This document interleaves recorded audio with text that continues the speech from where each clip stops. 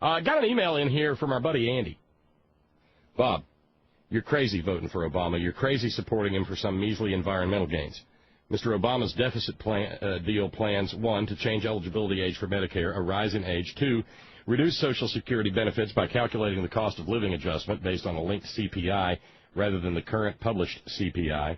The linked value will be lower with a smoothing effect, so less Social Security benefits. And 3, lower all tax rates, and particularly the corporate rate goes to 29% from 35%. Bob, we have to just say no to Mr. Obama and the Democratic Party.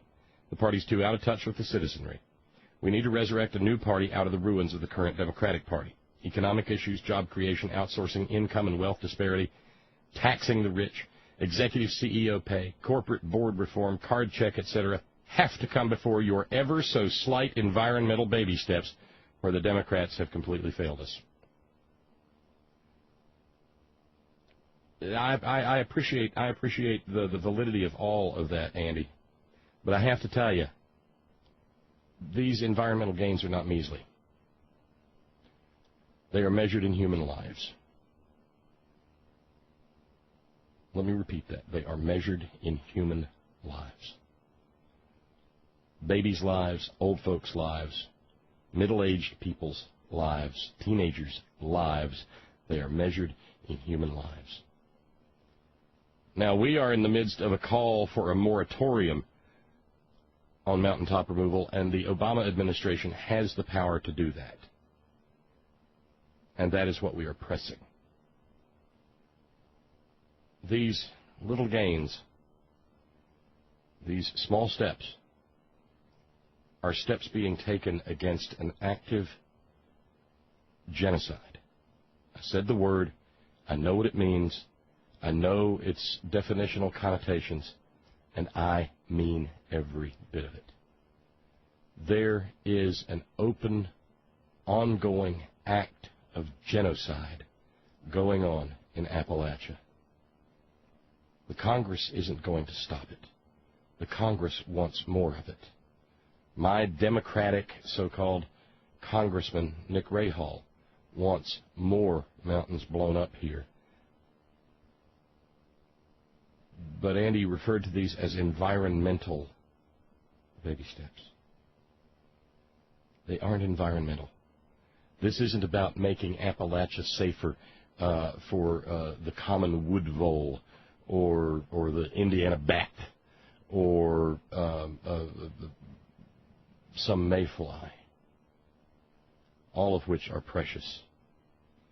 This is about the question of whether or not human beings will be able to continue to inhabit this region. The Congress will not stop it. It can be stopped administratively. And it's not just some feel-good, touchy-feely, hippie, patchouli-smelling thing about the environment. This is a civil rights crisis. This is a human rights crisis. And it's not little. It's great big. So I do differ. Like I said, I don't dispute those things. But I differ in regard to how I balance these human rights issues against the others, which are human rights issues as well. And I will say this. It doesn't get better with President Bachmann. It doesn't get better with President Romney. All these things that Andy listed that are true are not going to not happen if we get a hardcore right-winger in office. That just means, well, look, 2012 could very well be a desperate place. Imagine President Romney, a House that is still in the hands of the Republicans, and a Senate that goes Republican. Imagine that. Because, see, they don't triangulate. They charge ahead with the bit in their teeth. For me, you know what? I'm one of those who is affected by the rise, who will be affected by the rise in the Medicare eligibility age. I'm one of those who is affected by the rise in Social Security's retirement age. I got skin in the game, but I want there to at least be some of these things. President Bachmann doesn't. President Romney won't. They want it gone completely. And I think we just sort of have to be kind of sober sides about that.